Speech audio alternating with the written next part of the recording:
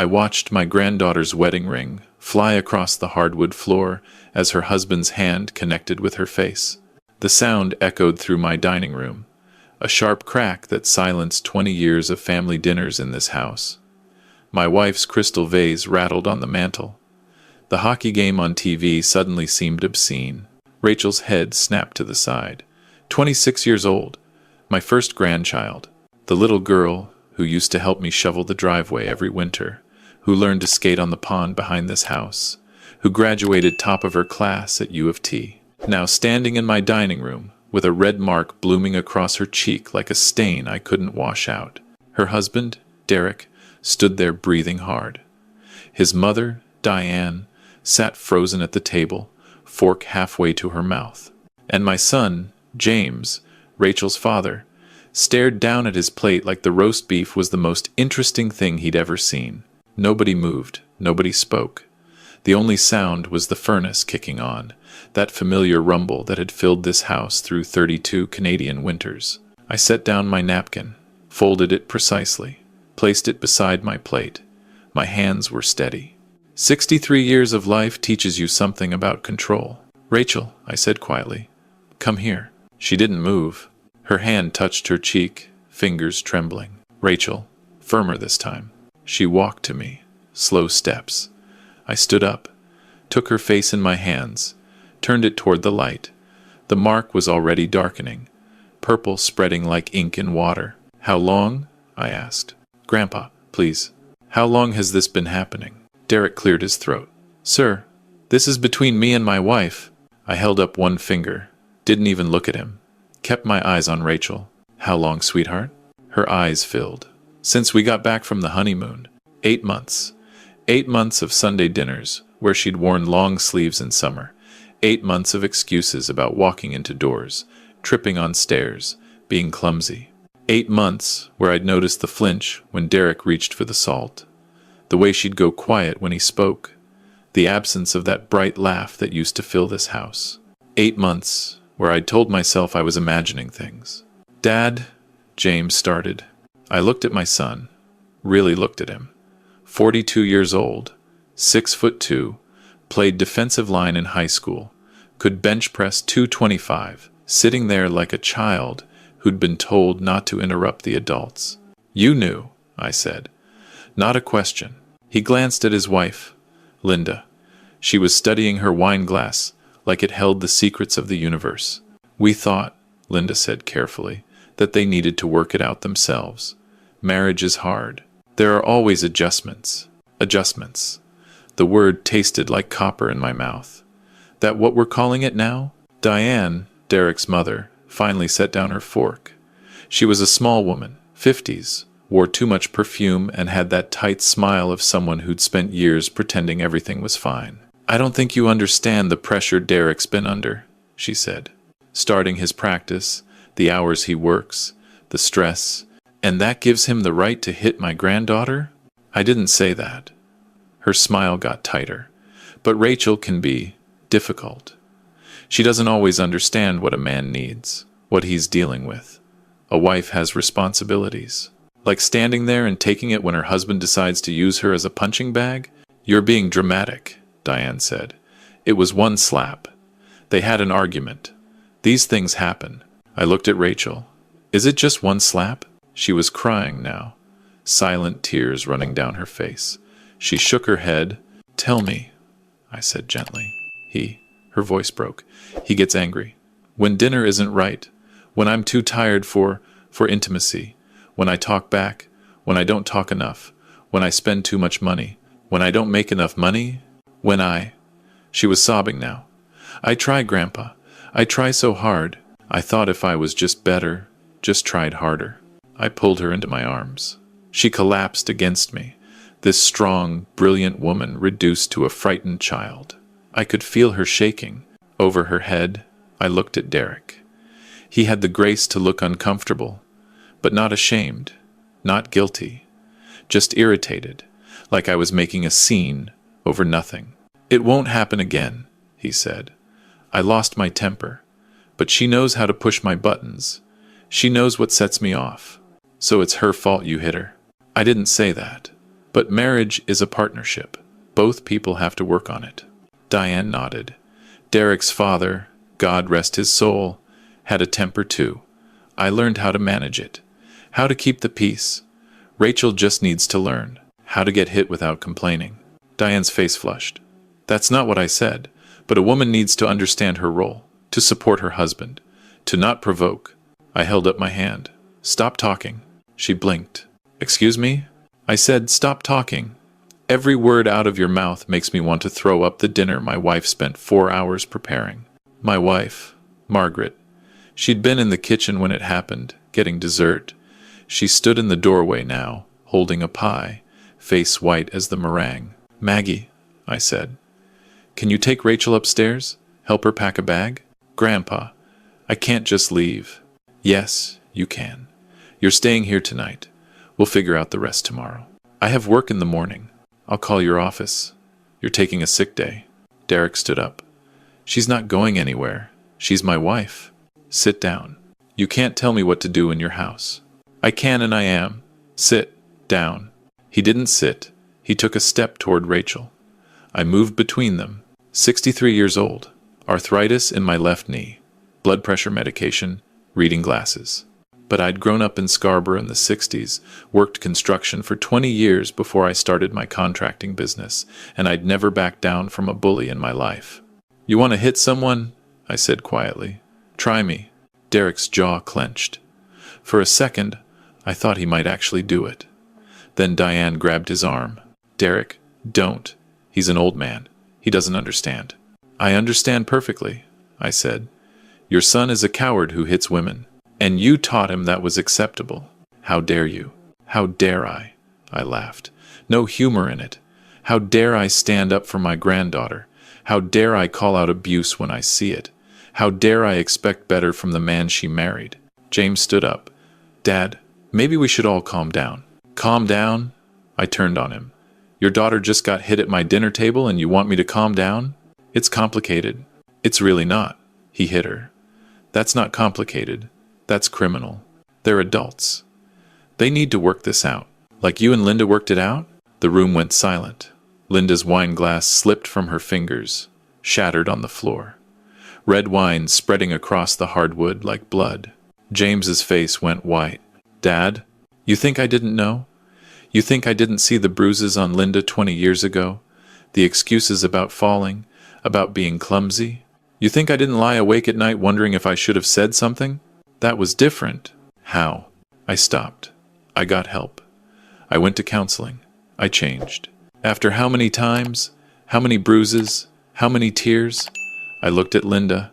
How many times did he hit you before he stopped? She wouldn't meet my eyes. Just stared at the wine stain, spreading across the floor. Too many, she whispered. And you want your daughter to go through the same thing? To work it out? To hope he changes? James sat down heavily. Put his head in his hands. I turned back to Derek. Here's what's going to happen. Rachel is going upstairs with her grandmother. She's packing a bag. She's staying here tonight.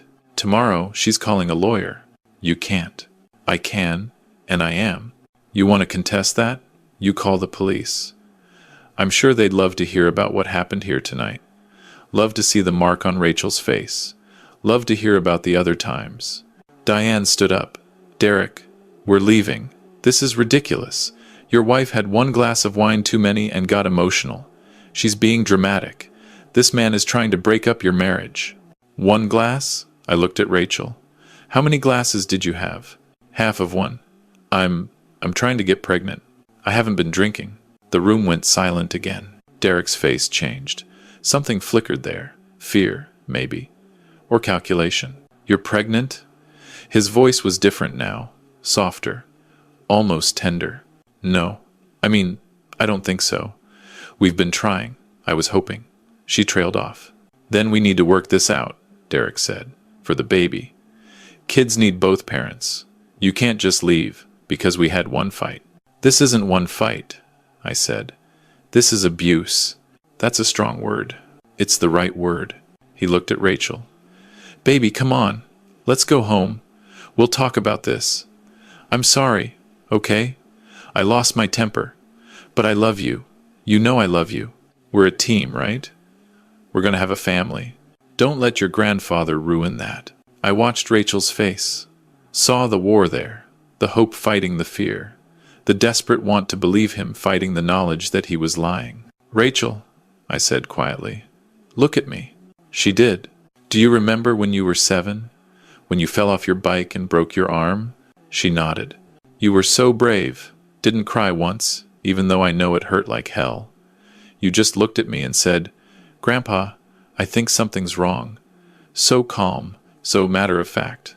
And I picked you up, put you in the truck, drove you to sick kids, sat with you for 6 hours while they set the bone. You remember what I told you? You said, her voice was small, you said you'd always keep me safe. That's right. And I meant it. I still mean it. But I'm an adult now. I have to make my own choices. You do. And I'll respect whatever choice you make. But I need you to understand something.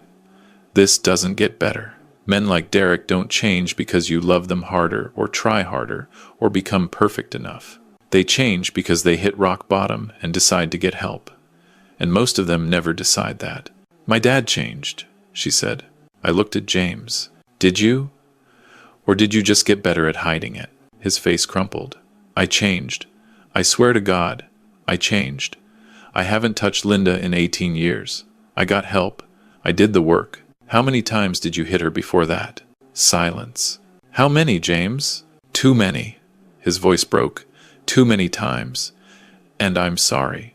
I'm so sorry. But I changed. I proved I could change.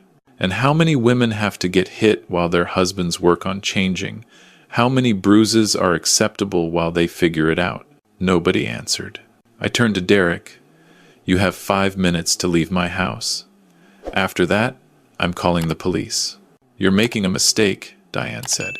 Derek's a good man. He provides for her. She has a beautiful condo, a new car, everything she wants. Except safety. Except respect. Except the basic human right to not get hit by the person who promised to love her. Marriage requires sacrifice. Not that kind. Derek grabbed his coat. This isn't over. Rachel is my wife. She's coming home. Over my dead body. He looked at me. Something cold in his eyes. That can be arranged. Diane gasped. Derek, I'm just saying, Derek said. Accidents happen. Especially to old men who don't mind their own business. I smiled. Not a nice smile. You threatening me, son? Just stating facts. Well, here's a fact for you. I spent 40 years in construction. I know every contractor, every building inspector, every city official in Toronto. I know people who know people. And if anything happens to me, if I so much as trip on the sidewalk, they're all going to know who to look at. It was a bluff, mostly. But Derek didn't know that. He turned and walked out. Diane scurried after him, throwing one last venomous look at Rachel. You're making the biggest mistake of your life, she hissed. You'll never do better than my Derek. Nobody's going to want damaged goods. The door slammed. Margaret came downstairs with Rachel's bag. I packed enough for a few days. We can get more later. James stood up. Dad, Not now. I was exhausted. Felt every one of my 63 years. Just not now. He nodded. He and Linda left without another word. Rachel sat down heavily. What did I just do? The right thing, Margaret said. But what if Grandpa's wrong? What if Derek does change?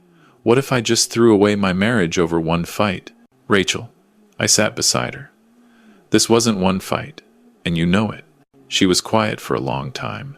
Then, he broke my phone last month, said I was texting other men. I wasn't. I was just, I have friends, had friends. He doesn't like me talking to them. What else? He checks my emails, monitors my bank account, times how long I'm at the grocery store, gets angry if I'm 5 minutes late. She was talking faster now, words spilling out like she'd been holding them back for months. He says it's because he loves me, because he worries. But it feels like I can't breathe, like I'm always walking on eggshells, trying not to upset him. That's called control, Margaret said gently, and it's not love. But he can be so sweet. Sometimes he brings me flowers, tells me I'm beautiful, plans these amazing dates. And I think, see, he does love me. I was overreacting. I was being too sensitive. And then something sets him off. Dinner's late, or I wore the wrong dress, or I laughed too loud at a party, and it all falls apart again. I took her hand. Sweetheart, that's the cycle. Good times, building tension, explosion, honeymoon period. It goes round and round, and it gets worse each time. How do you know? Because I watched it happen with your dad and your mom, and I didn't say anything.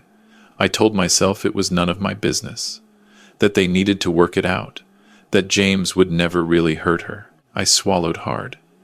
I was wrong, and I've regretted it every day since. But Dad did change. After Linda left him, took your brother and moved in with her sister, filed for divorce. Only then did your dad hit bottom hard enough to actually get help. And it took 2 years of therapy, anger management, supervised visits, before Linda agreed to try again. Rachel stared at me. I didn't know that. We don't talk about it. Your dad's ashamed. Your mom wanted to move forward, not look back. But I'm telling you now, because you need to know. Change is possible. But it requires the person to admit they have a problem, to commit to serious help, to do the hard work. And they almost never do that while their victim is still there, making it easy for them. She was crying again. I don't know what to do. You don't have to know tonight. Tonight, you just need to be safe. Tomorrow, we'll figure out next steps. What kind of next steps? I pulled my phone from my pocket. I'm going to make a call. To who? Someone who can help? I walked into my study, closed the door, pulled up a number I'd saved 3 months ago when I first started suspecting something was wrong. It rang twice.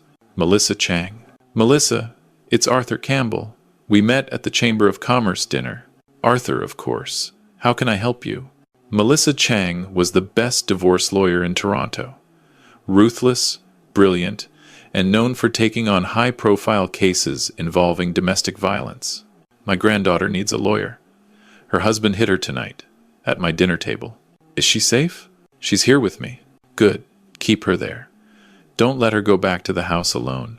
Don't let her talk to him without a lawyer present, and definitely don't let her sign anything he asks her to sign. Understood. I need photos of the injury, time-stamped, multiple angles. Any other injuries she has, photo those too. Text messages, emails, anything documenting abuse or threatening behavior. Bank statements showing financial control. Phone records showing monitoring. Get it all. I will. I'm booked solid this week, but this is important. Can she come in tomorrow? 9 a.m.? We'll be there. Good. And Arthur? Tell her she did the right thing. Walking away is the hardest part. But she's not alone. Thank you. I hung up. Made another call. Peterson, Investigations. Gary, it's Arthur. Arthur, long time. How's retirement treating you? Gary Peterson and I had worked together years ago. He'd been a cop before he started his PI firm. Good man. Thorough. I need your help. Domestic violence case. My granddaughter. Her husband's been hitting her. Shit. I'm sorry. I need documentation. Photos, witnesses, history. Anything that'll hold up in court. I'll start tonight. Send me his info. His name's Derek Walsh, dentist. Has a practice in Yorkville. Married my granddaughter 8 months ago. Got it. I'll run a background check, talk to neighbors, see if there are any complaints on file. Any previous relationships we should look into? Good question. I don't know. I'll find out. Guys like this, it's rarely the first time. That's what I'm afraid of. I'll call you tomorrow with what I find. Thanks, Gary. I made one more call. This one to my lawyer, Robert Chen. Woke him up, but he didn't complain. Told him what happened. Asked him to review any documents Derek might have. Rachel signed. Help with restraining orders if needed. 3 calls. 30 minutes. Rachel's future secured. I went back to the living room. Margaret had made tea. Rachel was curled up on the couch, wearing my old UBC hoodie, looking like a child. Grandpa, who did you call? A lawyer. A private investigator. And my attorney. You didn't have to do that. Yes, I did. You're meeting with Melissa Chang tomorrow at 9. She's the best. She'll help you with the divorce, Make sure Derek doesn't take advantage of you financially. Divorce? Rachel looked panicked. I didn't say I wanted a divorce. You don't have to decide that tonight. But you should talk to her anyway. Know your options. Know your rights. What if I want to try counseling? What if Derek agrees to therapy? Then you can do that. But from a position of strength, not from his house, not under his control. You do it with lawyers involved, with clear boundaries, with safety measures in place. That sounds so formal, so hostile. It's protective, Margaret said. There's a difference. I never thought it would be like this. When we got married, I thought, she trailed off. What did you think? I thought I'd found someone who loved me, who'd take care of me, who'd be my partner. And instead, I found someone who wants to own me. The next morning, I drove Rachel to Melissa's office. Downtown Toronto, high-rise building, views of the lake, the kind of place that charged $600 an hour. Melissa was 45, sharp suit, sharper eyes. She sat Rachel down, handed her tissues, took notes while Rachel talked. I waited in the lobby, drank terrible coffee, watched people come and go, couples filing for divorce, businessmen fighting over contracts, families torn apart by money and betrayal. 2 hours later, Rachel came out, eyes red, but something different in her face. Stronger, maybe, or just more certain. She's taking the case, Rachel said. Good, she said. Rachel swallowed. She said Derek matches every marker for escalating abuse, that it almost always gets worse, that I'm lucky I got out when I did. She's right. She also said that statistically, I'm in the most danger right now. The period right after leaving is when most domestic violence murders happen. My blood went cold. What? He's going to be angry. Really angry, she said. I can't be alone. Can't go anywhere predictable. Can't let him know where I am. You're staying with us. As long as you need. But my job? Melissa's handling that too. She's calling your HR department, explaining the situation, arranging for you to work from home until things settle. This is really happening. Yeah, sweetheart. It is. My phone rang. Gary. Arthur, we need to talk. In person. I'm in the city.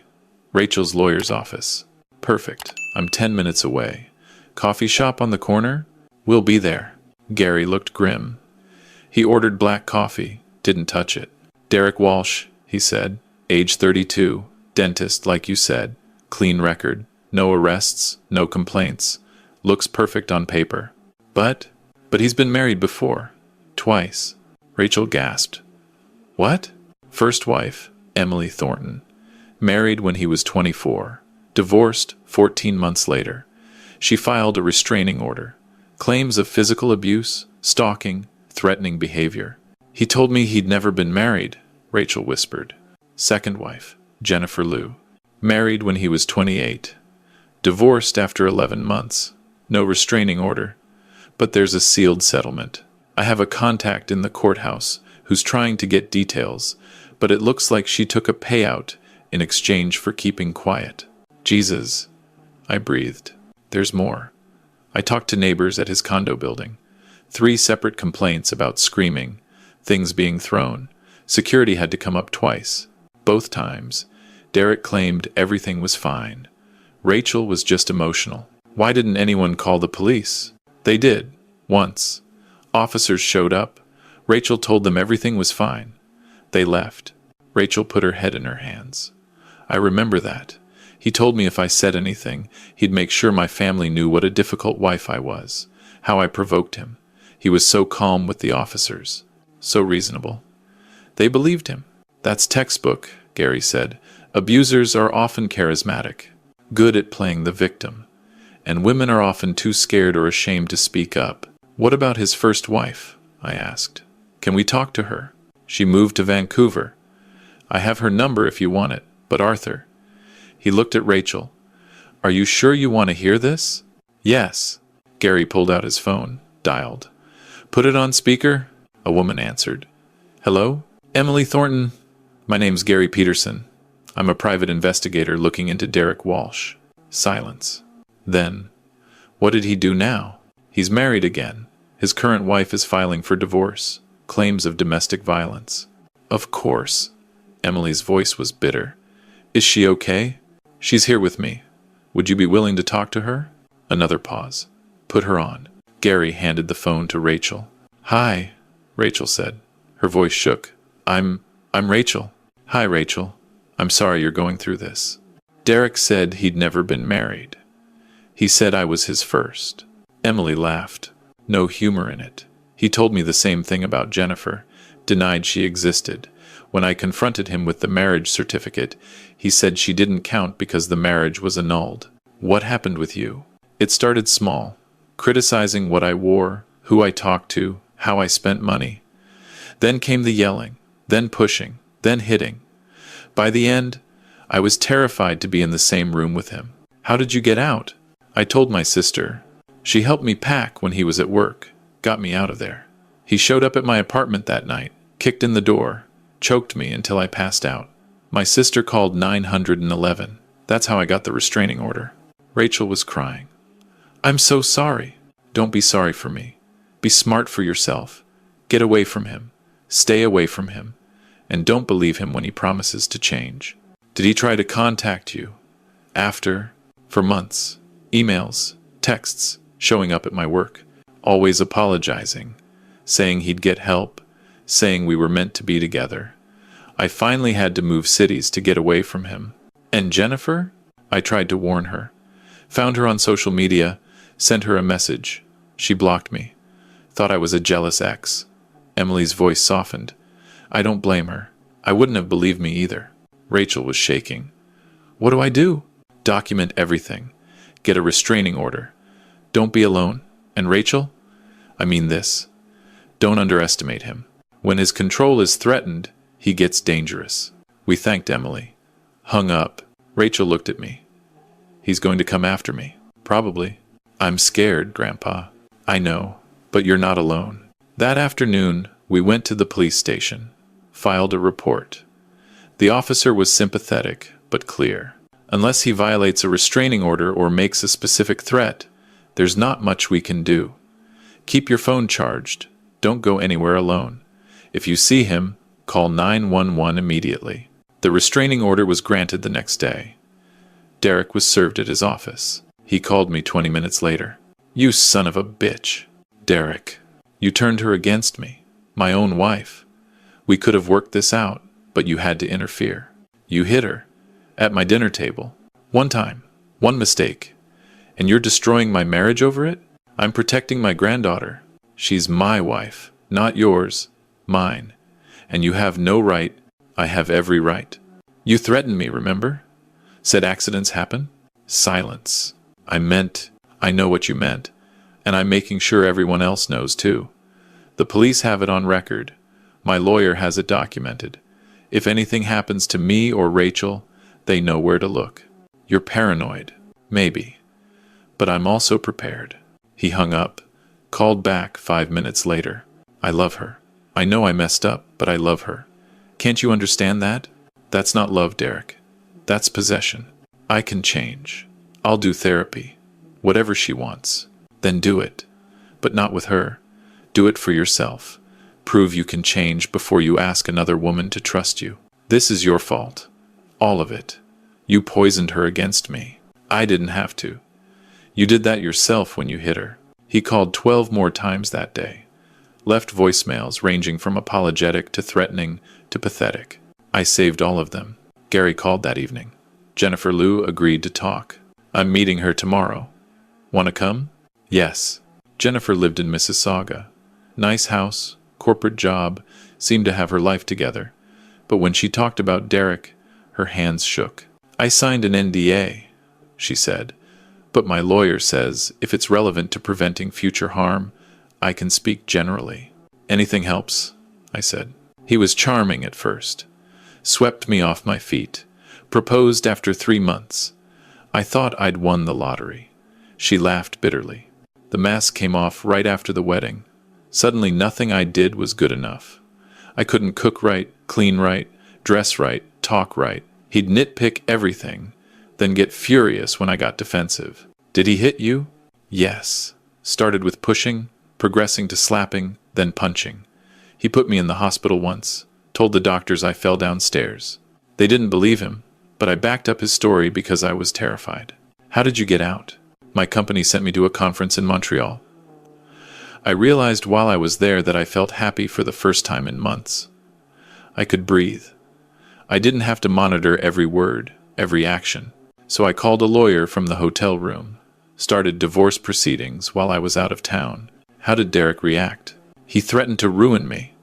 Said he'd tell everyone I was crazy, that I'd been unfaithful, that I was the abusive one. So I paid him, gave him almost everything just to make him go away. She looked at Rachel. Don't do that. Fight. Make him pay for what he did. I'm trying, Rachel said, but I'm scared. You should be. Derek doesn't handle rejection well. He sees it as a challenge. What did he do to you? Slashed my tires. Broke into my house, destroyed my clothes. Sent emails to my boss claiming I was unstable. I had to get a restraining order, install a security system, change my phone number. How long did it last? 6 months. Then he met someone new and forgot about me. Rachel went pale. You mean he just moved on? That's what they do. They don't actually love you. They love controlling you. When you're not available to control anymore, they find someone else. That night, Rachel couldn't sleep. I heard her pacing in the guest room, crying. Margaret went up, stayed with her. I sat in my study, staring at my phone. Derek had called 6 more times. I hadn't answered. The 7th time, I picked up. What do you want, Derek? I want my wife back. She's not your wife anymore. She's filing for divorce. I haven't been served yet. You will be. This is a mistake. Rachel loves me. She's just confused. She's not confused. She's finally thinking clearly. You don't understand. We're meant to be together. I know I have problems, but I can fix them. I just need another chance. You had chances. You wasted them. I'm going to fight the divorce. Make it ugly. Drag it out. She'll come back to me before it's over. No, she won't. You sound very sure. I am, because I'm not going to let you anywhere near her. He laughed. You're an old man. What are you going to do? Whatever it takes. The line went dead. I called Melissa, told her about the conversation. I'll file for an emergency order, she said. He's escalating. Can Rachel stay with you? As long as she needs. Good. And Arthur? Be careful. Men like Derek are unpredictable. 2 days later, Derek showed up at my house. I was in the garage, working on my truck. Heard footsteps. Looked up. He was standing in the driveway. Where is she? Not here. I saw her car. Shit. Margaret had taken Rachel to the grocery store in my truck, left her car in my garage. She's not here, I repeated. I just want to talk to her. You're violating the restraining order by being here. I'm not here to see her. I'm here to see you. He walked into the garage. I stood up, grabbed a wrench. Not as a weapon, just to have something in my hand. You need to leave, Derek. You ruined my life. You did that yourself. I loved her. I gave her everything, and you turned her against me. I didn't have to. You did that when you hit her. He took a step closer. That was one time. One mistake. But you made it sound like I beat her every day. Did you? No. I mean, sometimes I lost my temper. But she knew how to calm me down. We had a system. A system where she walked on eggshells and you hit her when she stepped wrong? It wasn't like that. Then what was it like? He ran his hands through his hair. Looked genuinely distressed. I don't know. I get so angry sometimes. Like there's this pressure building up and I can't control it. And she'd do something small, something stupid, and I'd just snap. That's not her fault. That's yours. I know it's my fault. That's why I'm here. To tell you I'm getting help. Real help. Therapy, anger management, everything. Good. Do that. But do it for yourself, not for Rachel. I need her.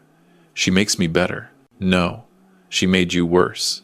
Because you used her as your emotional punching bag instead of dealing with your issues. If I could just talk to her. Explain. She doesn't want to talk to you. How do you know? Have you asked her? I don't need to ask her. The restraining order speaks for itself. That was your idea. You pressured her. I didn't pressure her to do anything. I gave her options. She made her choice. He looked at me, really looked at me, and I saw something in his eyes that made my skin crawl. Not anger, not sadness, just calculation. You know what I think? He said quietly. I think you did this because you like playing hero. You like feeling important. You couldn't save your daughter-in-law from your son 20 years ago, so now you're overcompensating with your granddaughter. He'd hit a nerve. He knew it. Get out of my garage. Or what? You'll hit me? Prove you're just like me? I'm nothing like you, aren't you? Your son learned it somewhere. I took a step toward him. My son learned it from his father, a man who died drunk and angry and alone. I spent my whole life trying not to be like him, trying to break that cycle. I wasn't always successful, but I tried. That's the difference between me and you, Derek. I admitted I had a problem. I got help. I did the work. You just want to charm your way out of consequences. I'm getting help now. Because you lost her. Not because you wanted to change. Because you got caught. He stood there, breathing hard, hands clenched. I'm leaving, he said finally. But this isn't over. Yes, it is. You can't keep her from me forever. Watch me. He left. I called the police. Reported the restraining order violation. They said they'd send an officer by his house to remind him of the order. I also called Gary. Derek was here. What did he want? To see Rachel. To threaten me. I'm not sure. Did he threaten you specifically? Not in so many words. But there was something off about him. Something calculating. I'll put surveillance on the house. Cameras. Motion sensors. If he comes back, we'll have evidence. Thank you. That night, I sat Rachel down. Told her about Derek's visit. He's not going to give up, she said. Probably not. Not right away. How long will this last? I don't know, sweetheart. But we'll get through it. What if... She hesitated. What if he hurts someone? What if he goes after you or Grandma? I couldn't live with myself. He won't. He's a coward. Cowards only pick on people weaker than them. You don't know that. I know enough. The divorce moved forward. Derek contested everything. Tried to claim Rachel had been unfaithful, had mental health issues, had provoked him. Melissa tore his arguments apart, presented evidence of the 2 previous marriages, the restraining orders, the documented abuse. Derek's lawyer tried to suppress it, claimed it wasn't relevant. The judge disagreed. 4 months later, the divorce was finalized. Rachel got the condo, the car, and half of Derek's practice value. Derek got supervised visitation rights if they ever had children together, which they wouldn't. I thought it was over. It wasn't. Derek continued calling, emailing, showing up at places he thought Rachel might be. Each time, we called the police. Each time, he got a warning. Then, one night, someone tried to break into my house. I heard glass breaking. Grabbed my phone, called 911, grabbed the baseball bat I kept by the bed. The police arrived 6 minutes later. Found Derek in my backyard, trying to jimmy open the basement window. He was arrested, charged with attempted breaking and entering, violating a restraining order, criminal harassment. At his bail hearing, the judge finally listened. Set bail at $50,000 with conditions. GPS monitoring, no contact with Rachel or me, mandatory counseling. Derek's mother posted bail, but the GPS monitor stayed on. It's over, Melissa said. He'll likely plead out to avoid jail time. Get probation, more counseling, extended restraining order, and then hopefully he moves on. Finds someone else to fixate on. That's not justice. No. But it's reality. The system isn't built to protect victims. It's built to give perpetrators second chances. Rachel moved out of my house 6 months after the divorce. Got her own apartment, new job, started rebuilding her life. Derek moved to Calgary a year later. I kept tabs through Gary. Heard he was dating someone new. Hoped she was smarter than Rachel, stronger than Emily, luckier than Jennifer. But I knew she probably wasn't. That's the thing about men like Derek. They don't change. They just move to new hunting grounds. Rachel's doing better now. She's in therapy. processing what happened. She's dating someone new, a teacher who's patient and kind and doesn't see her as property. She still has nightmares sometimes, still flinches at loud noises, still checks over her shoulder. But she's alive. She's safe. She's free. And that's all I ever wanted for her. People ask me sometimes if I regret interfering, if I should have let them work it out. I tell them about Emily, about Jennifer, about the two women before them who probably exist but haven't come forward yet. I tell them that silence is complicity, that staying neutral means choosing the side of the oppressor. I tell them that one phone call saved my granddaughter's life, and I'd make it again in a heartbeat. Because family protects family, not just from strangers, but from wolves in sheep's clothing, from charm that masks cruelty, from promises that mean nothing. Rachel's wedding ring is still somewhere on my dining room floor. We never found it after that night. Sometimes I think about looking for it, but then I realize it doesn't matter. That ring represented a promise that was broken the first time Derek raised his hand to her. The real promise, the one that matters, is the one I made when she was 7 years old and fell off her bike. I'll always keep you safe. And I meant it. I still mean it.